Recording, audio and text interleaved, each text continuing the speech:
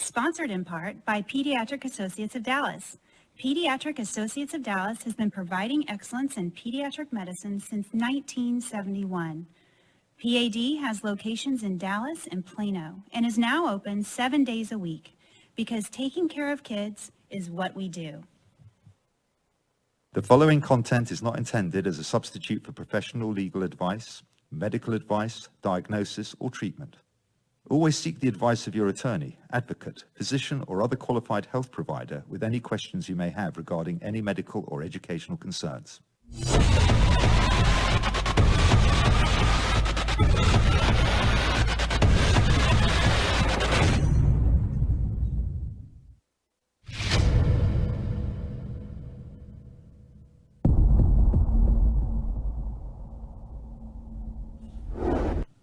Hi, and welcome to another show of Empower Dyslexia. I'm Rachel Chambers. And I'm Steven Yearout. And we're here to help you be a better partner in education. On this show, we talk about dyslexia and related disorders, interventions, research, and we talk about policy at the state and federal levels. And we also have people in-house that we interview that are specialists in the field. Yeah, and sometimes parents, kids. Talk about their story, experts in their field, in their area of study, and we figure out exactly how do we get our children the best intervention without the least amount of pain. Yeah, that's for sure. So. Yeah, today's topic is wait, is this right? Yeah. Sorry. I haven't had as much coffee as I should. Okay, so today's topic is understanding the why of dyslexia. We welcome back Dr. Penny Stacks. She is the doctor of Occupational Therapy, and she's the founder and owner of the Dyslexia Center in Tulsa, and she flew in all this way this morning to be with us.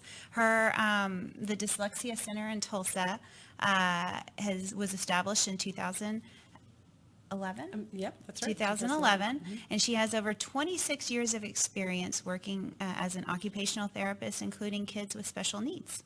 So welcome to the show. I'm so glad you made it through the thunderstorms and possible tornadoes and craziness this morning. Weather. It is crazy, but luckily it was really smooth, and I'm super happy to be here. Awesome. Okay. Well, I mean, we have the question why all the time. Well, why does the kid have dyslexia? Why are we having trouble reading? Why nobody else in the family has it, or they don't think they do? Right. That's a big one. The child is asking why a lot too. Now they may not be asking the parents or the teachers, but the child internally is asking themselves why. Why am I not good enough? Why am I not this? Why am I? So that's, to me, being dyslexic is a huge topic for me, is always asking why. So if we can answer that for the child at an earlier age, maybe we can get past all of that stigma. We can get past all of the emotional problems, so we can start giving them the remediation that they really need. Right. For me, that's what I want to know. Yeah. Absolutely. I mean, that's what everybody wants to know. And I think, especially when you're talking to a child, and it really doesn't matter the age, but the first thing we always want to tell the child is it's not something that they're purposely doing. None of this is their fault. Because I think a lot of times they take it on. What am I doing wrong? And so this is just something that goes on in the brain. It's genetic. And just like you said, Rachel, people sometimes don't know that they have it, generations before. And so it is genetic. It's not anything the mother did when she was pregnant. And so it's just part of the brain isn't functioning to the fullest capacity that it should be for them to be able to read and learn easily. It's just a simple anatomy. That's all it is. And there are a variety of things that go into reading successfully. And so once those are tackled, they are on a much better playing field to keep up with their peers, start enjoying school again, and just re-engaging in life with confidence. So let's see. I was going to see what other question I wanted to ask you to follow up. And can you tell us exactly what it is? And I guess it's twofold. Tell us exactly what it is, where the deficits are, and should parents continue to ask why? Like, why are we doing this intervention? as, and is this intervention going to work? Or if there's a deficit here, will this intervention work with that deficit? Because, not every dyslexic is the same. Right. We're all different, and dyslexia is just a big umbrella of a lot of things. So go into a little bit more detail with that, I guess. Yeah, sure. So dyslexia, by the book definition, is a neurobiological disorder. And basically, it's just like I said earlier, there are lack of parts of the brain that are fully developed. So for example, we have parts of the brain to help us tie a shoe or help us ride a bike. And if that's not developed, we're going to have difficulty doing those things. And so I think you made a point that I thought was really interesting. Does this intervention work? I think the real question is, will this be permanent? So dyslexia is not curable, but it's treatable. And when you treat it correctly, it should be permanent change. And I think that is key. What are the credentials of your provider? Always ask why. As a parent myself of a child with dyslexia and having dyslexia myself, when I work with parents and families, the one thing I always let them know is this needs to resonate with you. If what I'm going over with you does not sound like your child, we have missed something and we need to keep looking. So no one knows the child better than the parent. Right. So for a long time, I think we've been led to believe that this is a language processing disorder.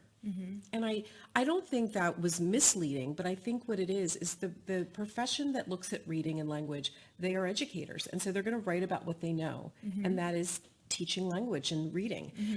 But when you look at the programs out there to remediate dyslexia and you look at the ones who have evidence-based research, they will show all these other executive cognitive functions that are outside of the language processing center that are required for reading success. So that's just a big fancy term for saying you need to have pretty good memory. You need to be able to perceive what you're seeing correctly. Is that letter flipped? Is it the right letter you're looking at?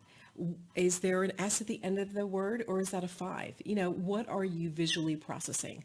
And so there has been research, I believe Dr. Tim Conway's done research in the 90s that talks about these executive cognitive functions and how you can actually treat them through what is now considered ancillary services, but occupational therapy and speech language pathology can address these in conjunction with educators and their reading programs, and you will see a huge trajectory of change. So that's what's key, is I think bringing the team together, and when the parents get that evaluation, is to not just look at the accommodations, which are the Band-Aid, but they do need it for today, right, to get through work today. It's not that they don't need it, but they can't live on that. Right? And so we need to address the why. We need to find out, well, if they're having difficulty with, this is a great example. I have a lot of parents that say that their children have difficulty understanding what they're reading. Okay? So why? Is it because they're having difficulty sounding out words? Is it a phonological awareness issue? Or are they reading great, but they can't remember what they're reading? I bet you it might be an auditory or visual memory issue, and those things we can treat. Okay. So always asking the why is key. So once the once the student and the parents go off and get the evaluation, are they testing for every, and I mean a full evaluation or a dyslexia evaluation? And you differentiate between the two. But are they getting, when you do a full evaluation, are they testing every single aspect that could fall under the dyslexia umbrella? And are they also, when they just test for dyslexia, are they testing every single deficit that falls under the dyslexia umbrella as well? Right. From the testing that I've seen from psychologists, they are very broad, which is great. They are looking at all the executive cognitive functions. They're looking at visual perceptual skills. They look at IQ, auditory and visual memory. What is missing from some of these evaluations, and where occupational therapy and speech therapy can come in, speech therapy can dig a little more into the auditory processing. OT can dig a little bit more into sensory integration and making sure the reflexes are in place. There isn't research out there that says if you have difficulty with sensory processing, you will have dyslexia. But there is evidence to show if you have difficulties with sensory integration, you will have difficulty learning. And so the tests from psychologists they don't cover that scope. But when I do testing, I cover all of those things because they all impact how the child will learn. So the one thing that I caught what you were saying, you're talking about psychologists, and there's a big difference between what the psychologist does, and then there's a wide vast of differences between what individual school districts will test. Absolutely. There is no standardization for what cognitive skills to test for dyslexia, what test batteries to use, or how to treat. And there's no standardization in how to screen for dyslexia. And so that does lead to a lot of confusion. It's just maddening to me. When we've known about dyslexia since the 1800s. Yes. We've known how to remediate it since Somewhat, since the 70s. Well, earlier than that. Right, I think you're right. But we're Oregon s- Bellingham came out in the 70s. We're still struggling with this. And I think we're struggling because we're still using exclusively an education model to treat dyslexia. And the thing is, I want you to think about building a house. And if you build a house on a foundation, how sturdy is that house versus think about the California hillside when the houses are built on stilts and a mudslide comes, they're not as stable. And so if you're only addressing those higher level cognitive skills such as phonological awareness, phonological memory, decoding, encoding, reading rate, accuracy, fluency, comprehension, and you have not addressed all those foundational skills, memory, visual perceptual skills, all of those other executive Sensory. cognitive, sensory integration, yes, primitive reflexes, and you never address them, you will stay in what I call this vortex, and you will never get out. Vortex of like getting therapy, remediation after Yeah, remediation, so this and is what it's it not looks like. working. Exactly. So this Okay. is what it looks like. The child comes in and they have difficulty reading. No one really knows why. Okay. And all they test is the reading, or they test all those other skills, but they just give accommodations for them. No one addresses the treatment of it. So they say, okay, if you have difficulty reading, what do we go to? Some type of reading remediation program. It varies, but it usually starts at phonological awareness because that's where educators go. That's what they were taught. Right. So they go over phonological awareness. It turns into phonological memory, right? Then they should be able to read. Oh, we retested. They're having difficulty. Great. Let's go back over phonological memory, memory. And when it doesn't work, let's switch programs. Oh, it's not working. Let's switch programs. And, this kid now has been retained. They've been through several programs. Exactly. And you know what? They've shut down. Because why should I try when nothing works? I'm stupid. I'm not good enough. I'm out. Well, and it's not to the fault of the education. It is not at all to the fault of the education. And from what I'm hearing from you, and I want to make sure that our viewers are hearing, this is our tagline. We want to be partners in education. Absolutely. So it's not just the parents and the administration and the teachers, but any therapists that we have to bring in in order to make sure that the student is whole. Well, think about this. So you're absolutely right. I think we are charging teachers to do an impossible task with one hand behind their back. It's unbelievable. Remediate dyslexia, but you don't have the experience in neuroanatomy to do it, but please get it done. And that's not fair to teachers. That's not fair. They're the first ones to see it, so they get charged with the responsibility. And you bring up something interesting about the team about OT or speech. Well, unfortunately, OT can't stand on its own in school. If the child's already not on speech or PT, OT can't go in. So what does a team look like when you can't get those resources? Think about auditory memory. Could music class help with that? Learning notes, learning bars. What about visual memory? Could instructions for an art project work with that? Looking at sensory integration. What about PE? What about recess? There are a variety of really creative ways to tap into the resources that schools have already without adding cost or time or burden to the system. Just changing a couple of Right. activities. Exactly. Within the school system. Well, there was a couple things that you It and would I... help all kids too. Exactly. And be fun. There Well, was a- dyslexia is 1 in 5, Yeah. and it's not diagnosed. So you're going to help many more Many kids than you... kids. Right. Exactly. Yeah. There was something that you and I talked about my kids. With my oldest, he went through speech before he ever went to kindergarten. And I don't have any proof of this, but I really believe that helped mask any of the struggles that he had up until the work level got too much. And then he couldn't mask it anymore. And then we were talking about my youngest, and we thought he may have dysgraphia. And then when you and I we were all on the phone together and talking, it became really clear that now that he's in sports and he's been playing sports for 2 years, his handwriting has gotten better. And Because it's he's gotten because, stronger, his well, core yeah, strength. his core strength's gotten stronger, his fine motor skills have gotten He's stronger. integrating neural pathways. Yeah, and Yeah. literally when we were sitting in our art and they were giving us the results, she handed me a piece of paper that his writing sample. I was like, who wrote that? That wasn't my son, because I can't read his writing. And then when we were talking the other day, I was like, no wonder. So I completely agree. If we can integrate these type of lessons into the TEKS or into the Right. lesson plan, Right. hidden or not hidden, whatever, into it, built into it, we help everybody. Well, you know what? I was just doing a presentation yesterday I think I was in St. Louis at an elementary school. And my audience they were teachers, so there weren't therapists there. And they were saying, how do we do this? And I said, you're already doing it. So a great example in a classroom, every morning they talk about the day. Today's the date, the month, the year, the holiday, these are the events coming up. They just went down a list. What did you just hear me say, right? And then the child repeats it back. Now we're working on short-term memory, that immediate recall. A few minutes later, what did you hear me say? Working memory. There's lots of robust activities already going on, and just a little bit of education to teachers, just tweaking a question here and there, and they've got it. They can run with it without buying new material and adding a burden into their day. Right. So it just takes that collaboration That's and to excellent. empower teachers. Yeah. Yeah. And you can see that when you start working with different teachers, the ones that have taught for a long time, they've learned that through trial and error. Yes, they have. And generally, those are the ones that really grab those students and bring them in and can, even though they may not understand what they're doing, they're already, like you said, they're already doing They've already it all. tested it within their own classroom and say, okay, well, this works. Yeah, so in my own little let's figure out how to research take study. that piece of it and put it into the lesson plan It for becomes all their kids. routine. Yeah. Yeah.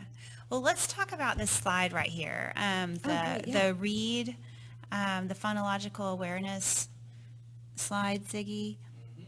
Awesome.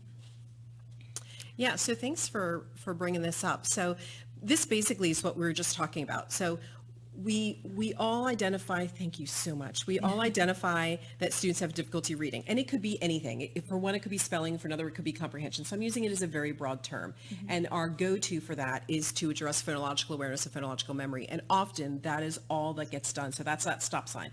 That's that vortex they stay in. Gotcha. So when you look at auditory sequential memory, visual sequential memory, visual perceptual skills, visual motor, fine motor coordination, lack of opportunity, and that whole lived experience, research is rich to show that these exact executive cognitive functions are required for reading success, and they have to develop in sequential order from the bottom up.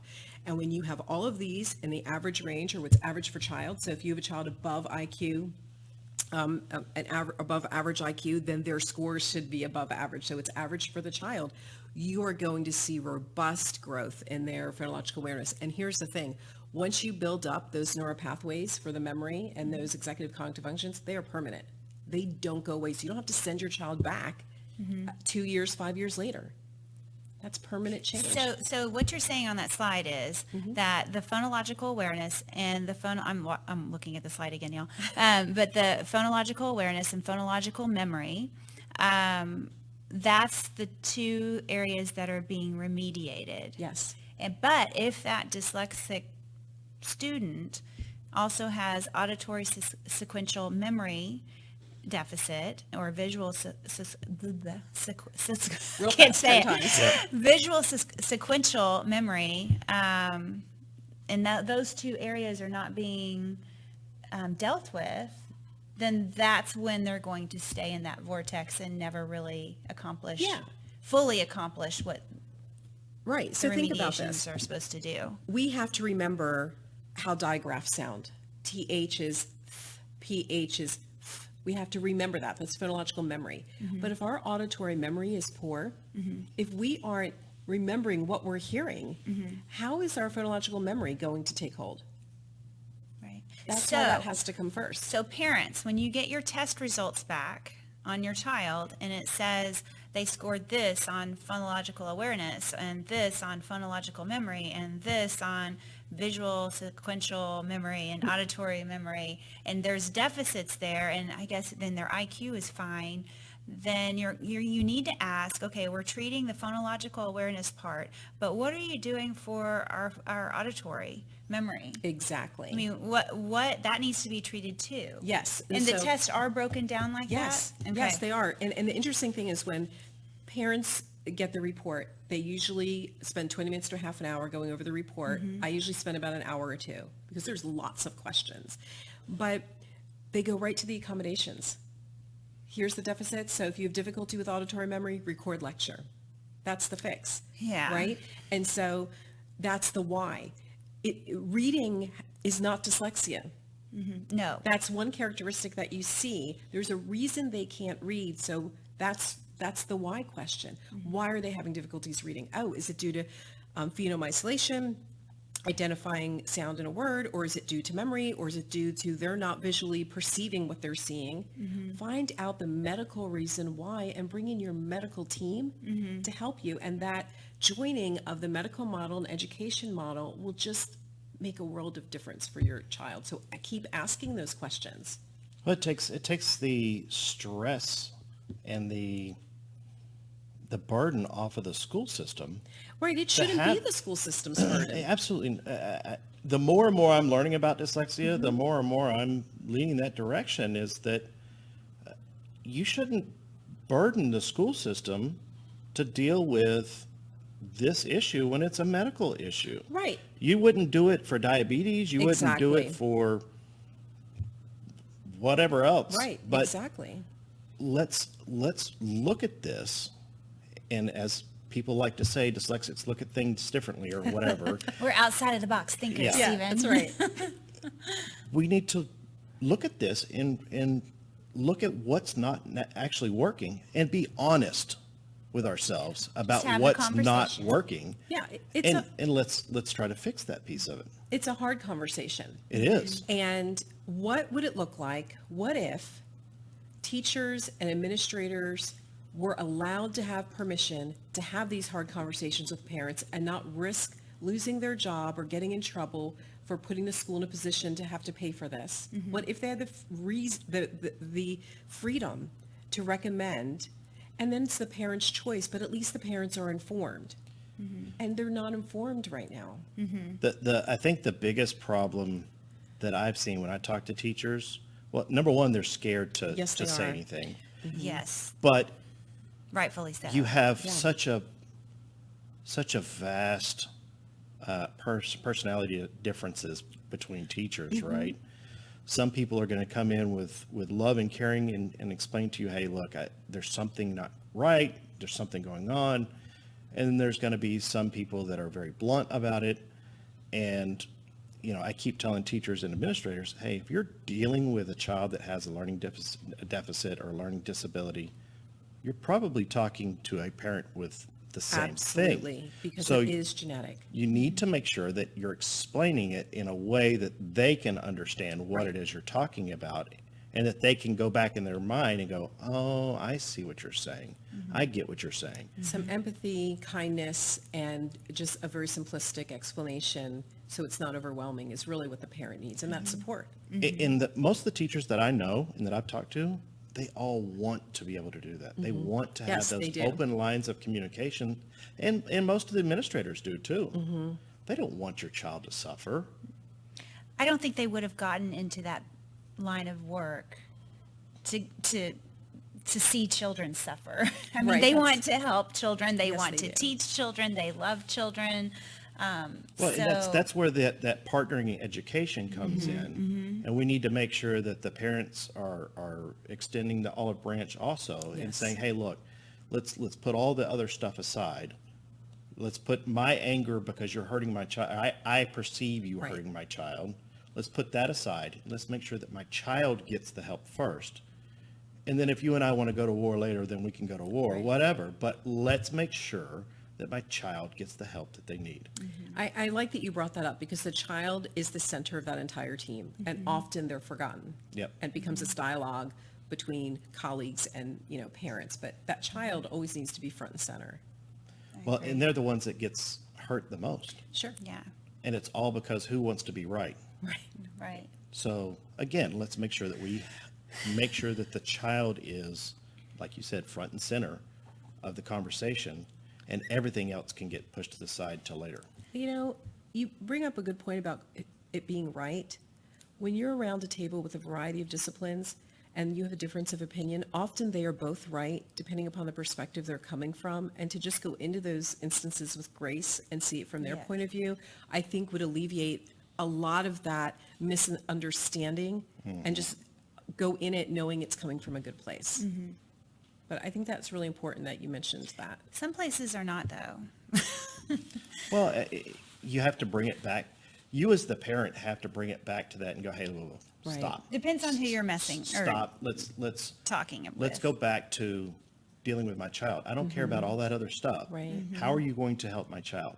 Your charter as the school is to educate all kids, no matter their disability or whatever. How are we going to make sure that happens with my child? Right. Because I'm not worried about any other child in this building today, because we're talking about my child. Right.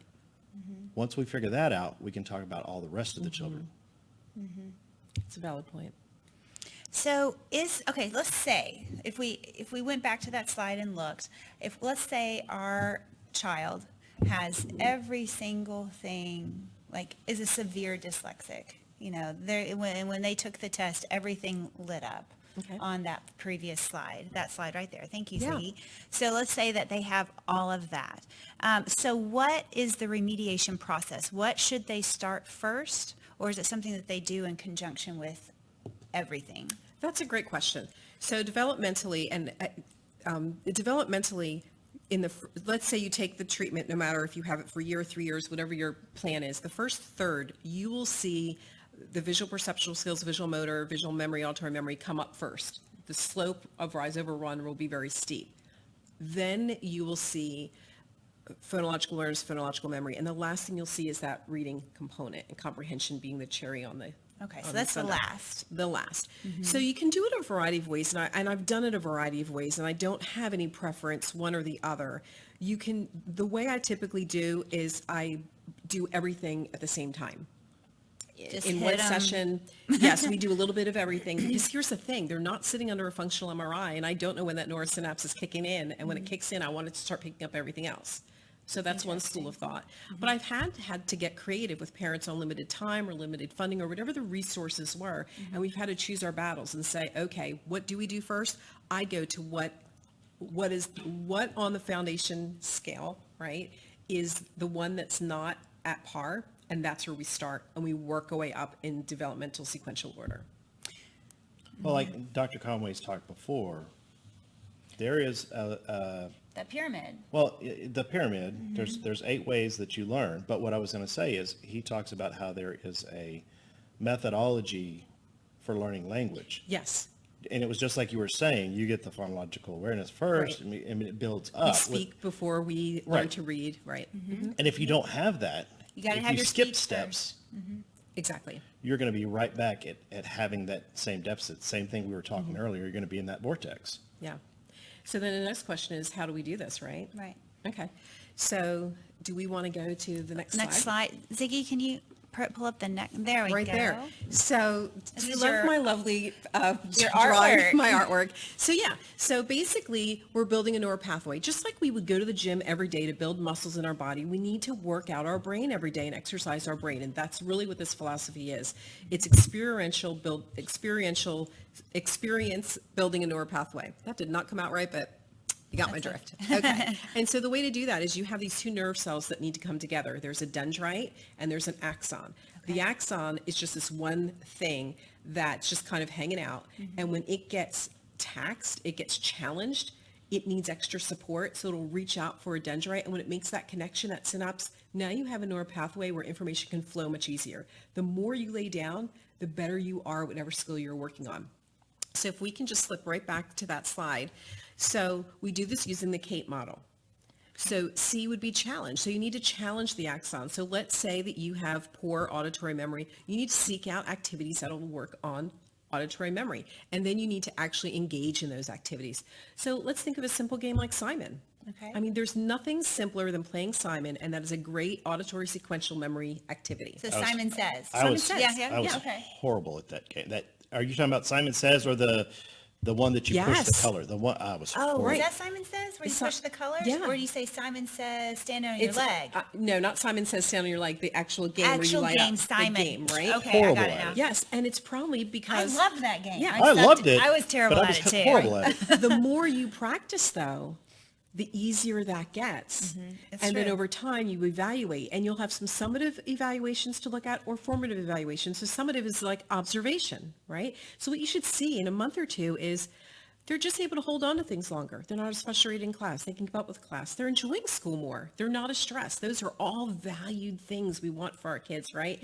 And then 6 months or a year, when you do those big formal evaluations, you should see those percentile ranks and standardized score and auditory memory soar. And they should get up to the average range. If they have the potential based on their IQ, then all of their test scores should fall in that same level of potential. And that's just a real simple way of how that would roll out in therapy. Okay. Cool. And Are there did you any get, other games that we can? Oh, yeah, there's a lot of them. So Bop It's another one of my favorites. What is it? Bop It. Oh, yeah, we have Bop It. I love Yeah. Bop It. And then I don't know if you guys are familiar with the card game Spot It. It's almost like a Go Fish type of thing where they're round cards. They have different themes. One's a sports, they have a Disney one, whatever, but gonna write there's this down. different, Spot It, Spot It. SPOTIT.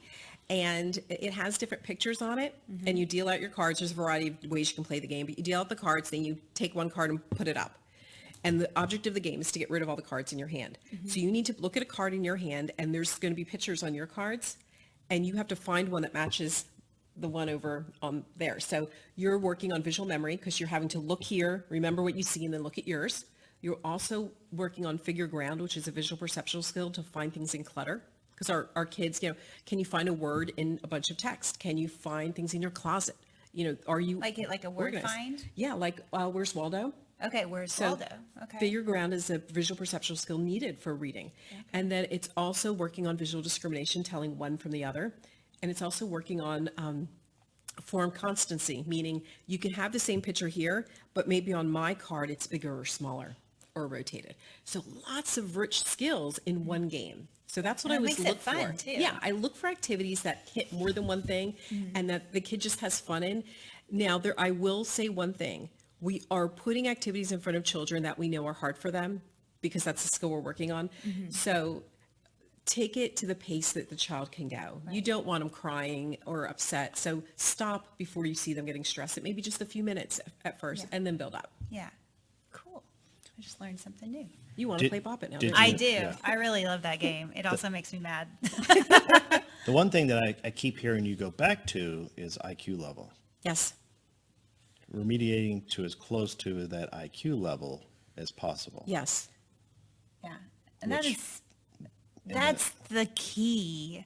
Not that they're just passing class or they're making decent grades, because at some point when school gets harder into high school or middle school, they're going to be struggling, even though their IQ, say 100. Right. Which is average range. 110, but they're performing down here like In the 60s, 60s. 70, Right. 70, 80 Right. level. But that's above even the threshold.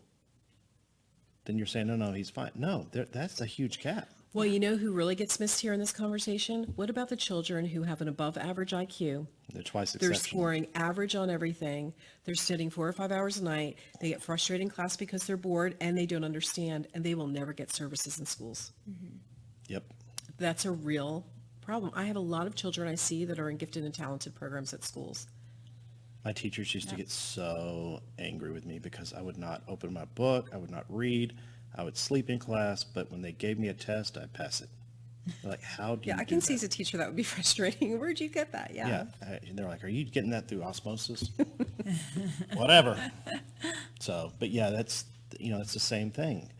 Although I was identified really early in the 3rd grade, there was no remediation at that Right. point. So anyway. Yeah, and like you, when I wasn't even identified with dyslexia, but when I was a senior in high school, I moved from New Jersey to California, and it was the first time they'd standardized testing as a requirement to graduate. And I was taking trig and doing well because I memorized formulas, but I couldn't pass the state test and almost didn't graduate high school. And because they didn't have remediation, they pulled me out of trig and put me in a 7th grade math classroom my senior year so I could get basic math skills. So you very could do similar. FOM, fundamentals of math? Pretty much, but I'm still struggling with fractions and decimals and percentages, all that, because I never learned it. Interesting. Very similar. Well, okay, so let me ask you this. So, and we kind of touched on this, but how does this, the way the school does it now compared to, can we compare it to how it could be done to be more beneficial to the student? Like, and I think we touched on this, but just, I guess, to be more focused Right. Well, and deliberate about the question. Let me jump in on that question also. Again, we're not saying that the way the school is doing it is not necessarily bad. I don't know if that's the right thing.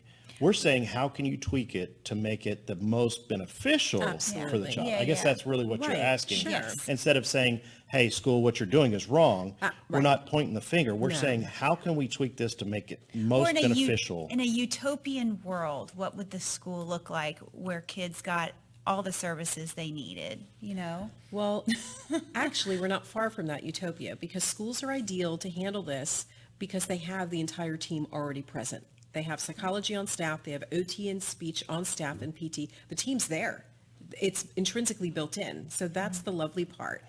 What I'd like to see, my experience, I have a lot of kids maybe in middle school that might come to me and I ask if they've had speech and they said yes, they were discharged in 4th grade. But when I look at what they received, it was language or articulation. Auditory processing, auditory memory was never tested. So I'd like to see all the executive cognitive functions for dyslexia actually tested by the disciplines who are the experts in that field. So instead of having OT as an ancillary, you're invited to the table when we ask you, when I would like to see them at the table at the beginning. Every child that's suspicious of learning disability, just invite the team to test them, just automatically as standard operating procedures. I would like to see that. And then the other thing I would like to see ideally is when these deficits show up in the evaluation, 2 things. Give the accommodations, but explain to the parents and teachers when and how to use the accommodation. It'll vary subject to subject and how the information is presented to the child. That's key. And they should be tied to the standardized scores. So if we're asking to give the child extra time, do they have the capacity for delayed recall on their memory test? Did it show that they could do that? Everything needs to be evidence-based. So, and then I would like to see those deficits, I hate using the word deficits, but the areas that they're just not as strong in, I'd like to see therapy intervene. I think that would be my ideal. And if they can't, if they don't have the resources, to have the permission to refer out. So you talk about the accommodations, and this was really where I had a big fight with the schools. Sure. I always ask the question why, or how is this program that you're using remediating these specific areas? But I also went back when they started going, well, because originally they were like, well, we can only use this accommodation in this way. And I said, well, if you're not remediating this area, you're not doing anything for it, so he gets his accommodation the entire time. Right. So, I would have no problem with a school coming to me and saying, we are remediating this deficit with this methodology. Therefore, we're going to taper off the accommodation, because I, much like every other parent, would gladly turn over IEP or IEP 504 plan, all accommodations, so my child doesn't have to struggle anymore, so that my child doesn't struggle anymore. You're exactly right. I don't want to have to go in and have conversations constantly about Mr. or Mrs. So-and-so, why didn't you give oral administration? Or why did you take off for, I don't want to have those conversations. Yeah. So show me how this works, and what you're doing actually is proven that this worked for this area. Yeah. Where's your research? And then we can move the accommodations as necessary. Yeah. If But don't blindly come in and go, well, you're now in 8th grade. You should be able to do this. We're going to take this accommodation away. That doesn't work. Or at least it doesn't work in my house. It should never work. You should never take an accommodation away without evidence that that deficit is now It's resolved. It's resolved, exactly. Yeah, I And, agree. That's just not you know, fair. we It's hear, not nice. It's not good practice. well, we hear a lot of times, especially in 504 meetings, that they don't want the accommodations to be used as a crutch. Yeah, okay. I've heard that a lot. Yeah, so here's the And thing. that just, it literally will set my hair on fire when I hear that. Think about somebody that uses an assistive device for mobility, perhaps a walker or a wheelchair. Do we just decide one day they're not going to use it? Yeah. It provides them access to participate in occupations of their choice equally. It gets them to the table equally. And so that's all these accommodations are doing for these children. It's getting them equal with their peers. It's not an added benefit. Right. Well, I mean, I would much rather be able to spell when I'm writing an email or a letter or whatever and not have to use spell check, not have to go back and reread my email 50 times to make sure that all my spelling and grammar and everything is right. I mean, I would much rather have the ability to do that than have to depend on, you know, a program to do it for me. Sure, Right. of course. I think, yeah, that goes for everybody. So, you know, let's make sure that we Cover have- all we areas have of evidence dyslexia and- base with large gains Yes. in our programs. Make sure that they address the areas that the deficits are in the child. That's why it's called an individual education plan. So typically, the standard practice that I typically use is when I do the assessment, I look at the standardized scores to determine if there's a deficit that we need to work on. Then I go back to the test protocol and I can see, for example, maybe they're having difficulty with middle sounds, ending sounds, or beginning sounds. I can see exactly where that difficulty is, so that's what I treat. There isn't anything in the treatment plan that I can't draw a direct line to this is where it is on the evaluation. Same with strategies, a direct line. If they can't do that, that's something you'd want to ask why. Interesting. Yeah. So it should go back to, this is Absolutely. the evaluation. This is what we're going to do to treat that part. Yes, absolutely. And there you go. And And then this part up here, that's what we're going to do for that one. Yes, Okay. 100%. I'm a visual learner, so that's, an auditory. You nailed That's, yeah, that's good. Okay, so unfortunately, that's all the time we have for today. So thank you so much for coming back into the studio and joining us. Oh, well, thank you. It was This a good was one. Great It was a- conversation. it was Thank you a for great having the hard conversation. Yeah. Well, that's what we want Somebody's to got to do it. Okay, but there are some events that we want you, hold on, let me get to my right slide. Where am I going, Stephen? There we go. Okay, you want to talk about that? So July 9th in Washington, D.C., you're looking at, well, you're not. Hold on. There it is. Save the date. The Say Dyslexia Rally 2019. Wear your red. Wear your red, order your umbrella. You can go to the Facebook page, Say Dyslexia on Facebook. Rachel and I are going to be two of the guest speakers. Yeah. So, How'd that happen? you know, It's so crazy, but we're so excited to be asked to talk at the rally. I hope they give us a megaphone. That's what I'm picturing. And there's millions of people out there. Do- and we're do saying, not say give Rachel- dyslexia. Say dyslexia. Come on, people. do not give Rachel the megaphone. I'm just kidding. I'm excited, though. Yeah, it's going I'm to be so excited. going to be a fun time. I went to Washington last year, and I was part of a parent panel, which was pretty fun. I mean, it was exciting to be able to sit up there and give your story and empower other people that, Right. hey, this is what we need to do, Yeah. and we'll make it through it. And then to see kind of what our representatives in Washington feel about what's going on in our on the grassroots. Yeah. So In each state. so if you're in the Washington, D.C. area, or you plan on going to Washington in July, come join us. Yeah. Come say hi, too. We like to meet everybody. Hopefully there will be 1 million people there. That's my hope. Or 100. 100,000. Dyslexia gap. people I unite. know, right? Okay. So What else? make sure that you like us on Facebook and YouTube. We're almost at that 1,000 mark. I mean, we're right there at it. So we need to make sure that, make sure you get that. You can hear us on all of our favorite apps, iTunes, Apple, or Google Play, Spotify, Stitcher, Alexa-enabled devices. Hey, Alexa. Play Empower Dyslexia. And then it'll let you choose which episode that you listen to. You can do the same thing on Google. Any pod and tune in. Yeah. So on that long drive to DC, listen to our podcast. Yeah, so I mean, this is 23 episodes? This is our 23rd episode, yeah. So that's 23 hours of Empower Dyslexia. You can be ready to go once you get to DC. Or you might be tired of us by then, I don't know. Yeah, so as always, we end our show saying if you feel or you suspect that your child has a learning disability or something just isn't quite clicking, please make sure that you go have them tested. We have templates on our website, www.empowerdyslexia.info, that you can download those templates, just fill in your information, turn that into your school counselor, get the process started.